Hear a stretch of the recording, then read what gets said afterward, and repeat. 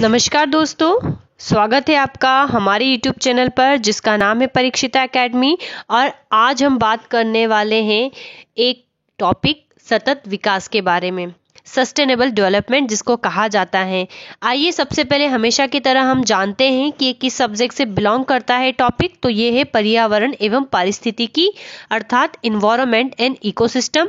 और हमें पता है कि जो सिविल सेवा एग्जाम्स होता है लाइक यूपीएससी या हम मध्य प्रदेश लोक सेवा आयोग की बात करें तो इसमें पर्यावरण के ऊपर एक यूनिट होती है जो प्री प्लस मेंस दोनों पॉइंट ऑफ व्यू से काफ़ी इंपॉर्टेंट होता है।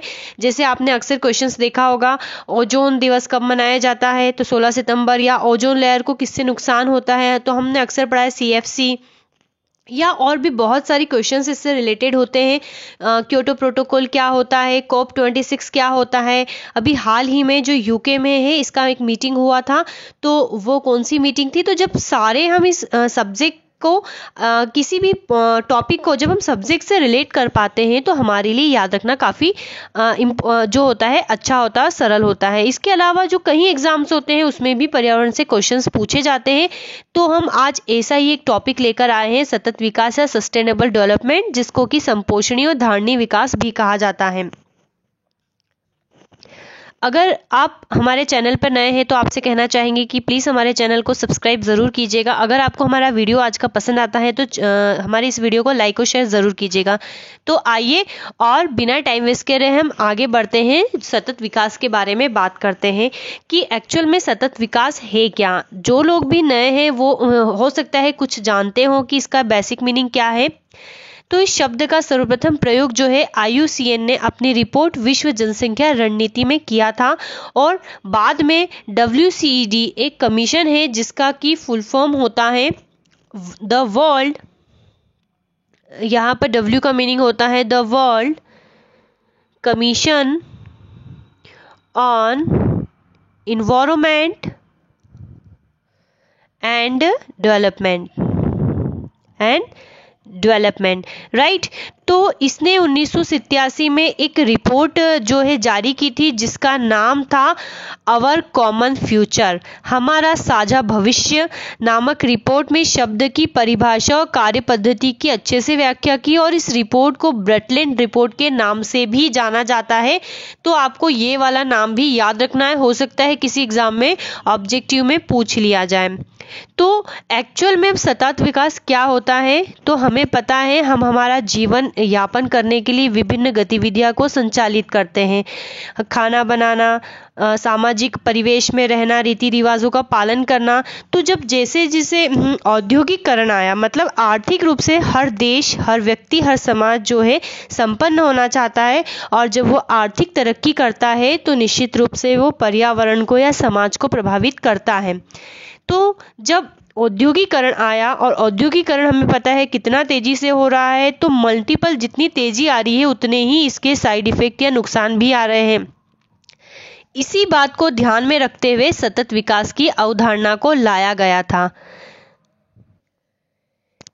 जब जैसे जैसे औद्योगिकरण हो रहा था, हमें पता है पेड़ पौधे कट रहे हैं, जंगल नष्ट हो रहे हैं, प्राकृतिक परिवेश खत्म हो रहा है, यहाँ तक कि कुछ वन्य जीव और वन्य जो पौधे होते हैं जो पहले थे लेकिन अब नहीं है। तो हमें इस चीज़ का महत्व समझने में आया, हमें इकोसिस्टम समझ में आया कि इस धरती पर जो भी बायोटिक और अबायोटिक फैक्टर्स हैं इनका आपस में सामंजस्य से ही दुनिया चलती है। और अगर हमने ऐसी आर्थिक प्रकृति करी कि हमने इन चीज़ों को नष्ट कर दिया, जैसे आपने देखा होगा कि कहीं सारा कचरा डिस्पोज कर दिया जाता है समुद्र में, जिससे वहाँ के परिवेश की जो मछलियाँ होती हैं वो मर जाती हैं। अगर इस प्रकार से समुद्र पारिस्थितिक तंत्र खत्म हो जाएगा तो निश्चित तौर पे इसका जो साइड इफेक्ट है धरती पर भी पड़ेगा और हम पर भी इनडायरेक्टली रूप से पड़ता है। इस महत्ता को समझते हुए सतत विकास की अवधारणा को लाया गया कि अगर हम अभी ही प्राकृतिक संसाधनों का इतना उपयोग कर लेंगे कि भविष्य में खत्म हो जाएंगे तो ये धरती ही नष्ट हो जाएगी। अर्थात सतत विकास का अर्थ होता है कि अपनी आवश्यकताओं की पूर्ति करने के साथ साथ हम भावी पीढ़ियों को भी मतलब इस प्रकार से अपनी नीतियां लाएं कि जो संसाधन है वो आने वाली पीढ़ियां भी उसका उपयोग कर सकें, और साथ में ही हमें पर्यावरण और समाज का भी ध्यान रखना चाहिए। तो इसी के तहत सतत विकास को बिल्कुल यही इसकी डेफिनेशन है कि भावी पीढ़ियों की आवश्यकताओं की पूर्ति करने की क्षमताओं से समझौता किए बिना वर्तमान पीढ़ी की आवश्यकताओं को पूरा किया जाता है। इसी को सतत विकास या सस्टेनेबल डेवलपमेंट कहा जाता है। इसके कई पैरामीटर होते हैं जो आर्थिक विकास और पर्यावरण सुरक्षा के मध्य एक वांछित संतुलन बनाए रखना ही जो है सतत विकास है, टिकाऊ विकास कहलाता है। इसका एक नाम जो है टिकाऊ विकास, सतत विकास, संपोषणी विकास, धारणी विकास भी इसको कहा जाता है। अगर हम बात करें कि हम जो भी आर्थिक गतिविधियां करते हैं इसके 3 पैरामीटर होते हैं, तो ये है आर्थिक गतिविधियां। तो हमें पता है वो किसको प्रभावित करती है, समाज को प्रभावित करती है, राइट, और वो पर्यावरण को प्रभावित करती है। तो ये तीनों का आपस में जो होता है घनिष्ठ संबंध होता है। इसलिए हमें अपनी नीतियां कुछ इस प्रकार से बनाई जानी चाहिए जिससे पर्यावरण को भी नुकसान ना हो और आने वाले समाज के लिए भी हितकारी हो। सतत विकास की संकल्पना के अंतर्गत ये माना जाता है कि अकेले आर्थिक समृद्धि ही पर्याप्त नहीं है, बल्कि क्या सामाजिक और पर्यावरणीय आयाम भी अंतर संबंधित होते हैं। अब सतत विकास से क्या आई थिंक आपको सतत विकास समझ में आ गया होगा कि सतत विकास में क्या किया जाता है। अब हमें जो है इससे प्राप्त होने वाले लाभ को हम देखते हैं कि आर्थिक हमें कुछ इस प्रकार से अपनी नीतियां बनाई जानी चाहिए कि आर्थिक समृद्धि का लाभ सभी नागरिकों को प्राप्त हो, हमारा पर्यावरण सुरक्षित रहे, ठीक है, पर्यावरण के अनुकूल हमें व्यवहार करना चाहिए, प्रगतिशील औद्योगिक प्रक्रियाओं से ऊर्जा दक्षता तथा प्रदूषण में कमी लाने को बढ़ावा मिल सकता है। जैसे कि हमने औद्योगिकरण किया तो हमें बाद में इस चीज़ का रियलाइज हुआ जब तकनीकी आई कि प्रदूषण का कितना बुरा प्रभाव हम पे पड़ता है। हम आर्थिक समृद्धि तो कर रहे हैं लेकिन सामाजिक रूप से कमज़ोर हो रहे हैं। तो अगर हम इस बात को समझेंगे तो हमारे पर्यावरण या में जो है सही रहेगा। नीति निर्माण प्रक्रिया में नागरिकों और अन्य भागीदारों को शामिल किया जाता है।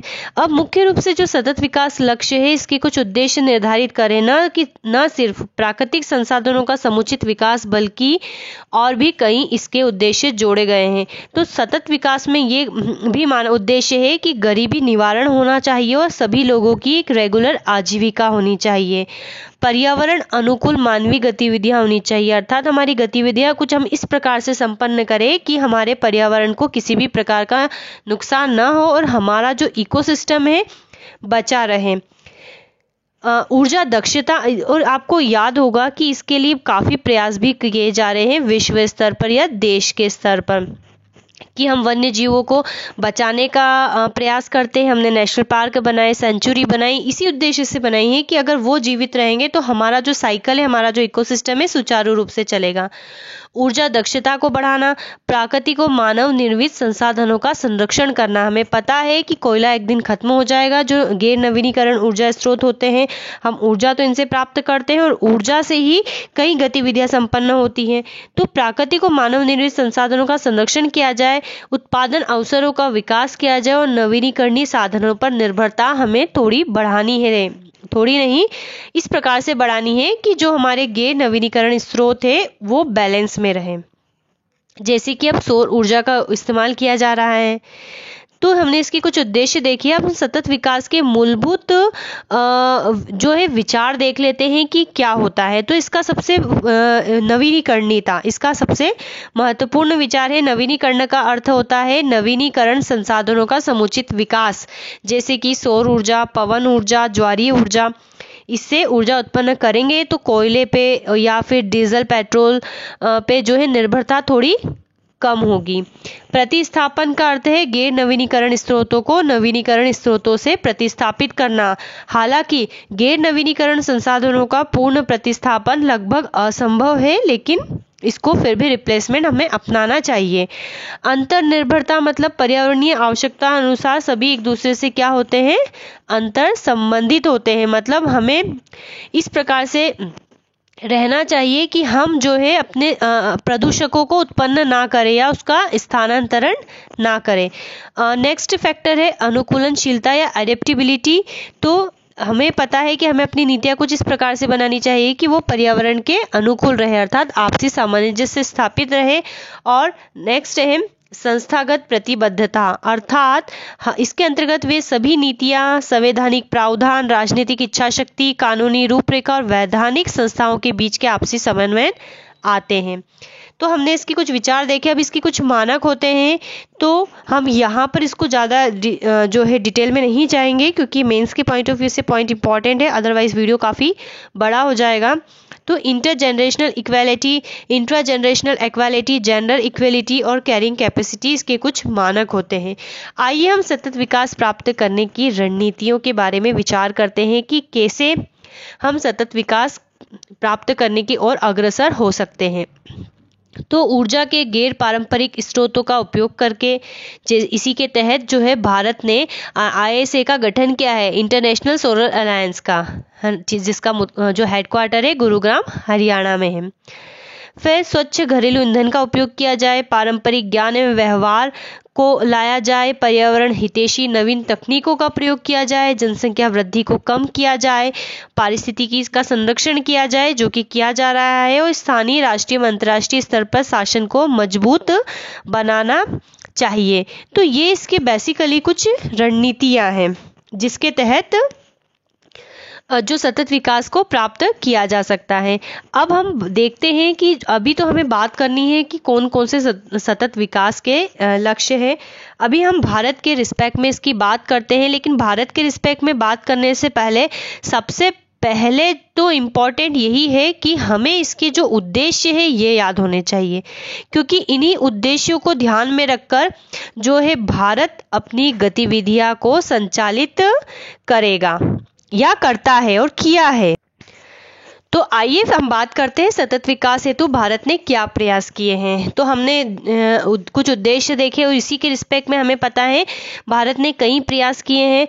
तो जब 1992 का रियो डी जेनेरिया में जब सम्मेलन हुआ था, जिसको हम पृथ्वी शिखर सम्मेलन भी कहते हैं, वहां पर कई सिद्धांतों को लाया गया था, जिसमें सतत विकास की अवधारणाओं को रखा गया था। एजेंडा 21 नाम से हम इसको आगे देखेंगे।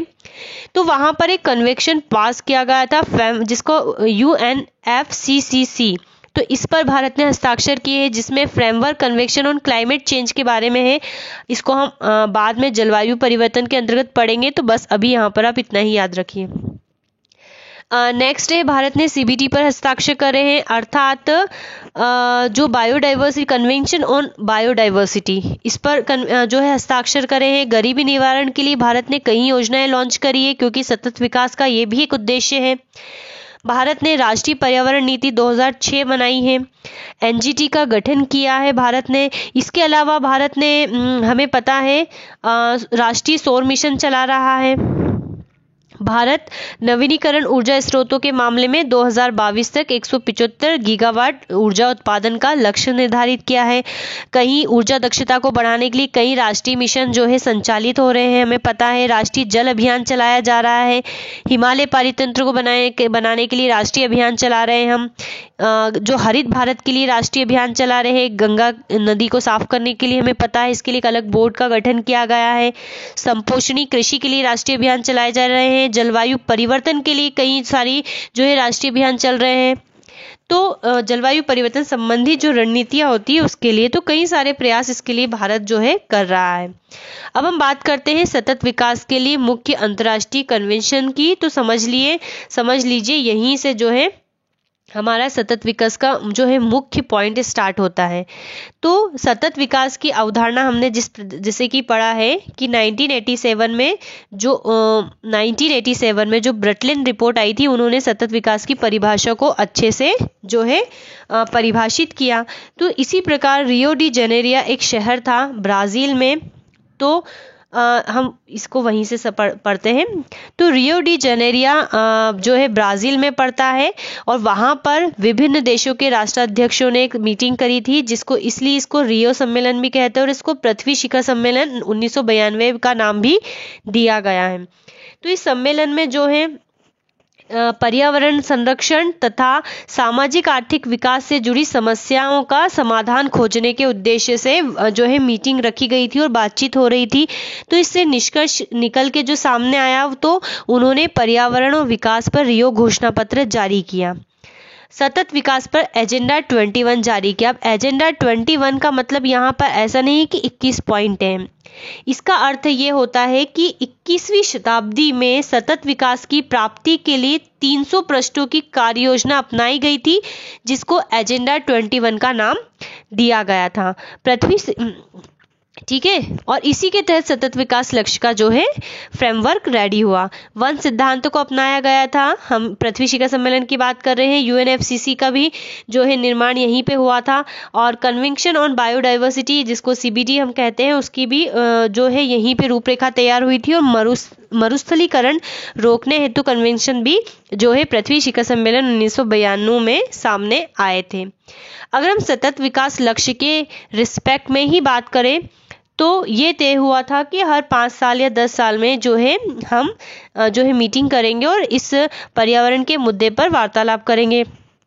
तो पृथ्वी शिखर सम्मेलन इसके बाद जो 1992 में हुआ था, उसके बाद 5 वर्ष के बाद 1997 में भी संयुक्त राष्ट्र महासभा के विशेष सत्र के दौरान इसकी समीक्षा की गई थी, और 1997 में ही संयुक्त राष्ट्र के विशेष सत्र के दौरान अनेक देशों ने, अंतर्राष्ट्रीय संगठन, सिविल सोसाइटी द्वारा इसकी प्रकृति की समीक्षा की गई थी और इसकी रूपरेखा तैयार की गई थी। फिर आने वाले समय में फिर से जो है मीटिंग आयोजित की गई।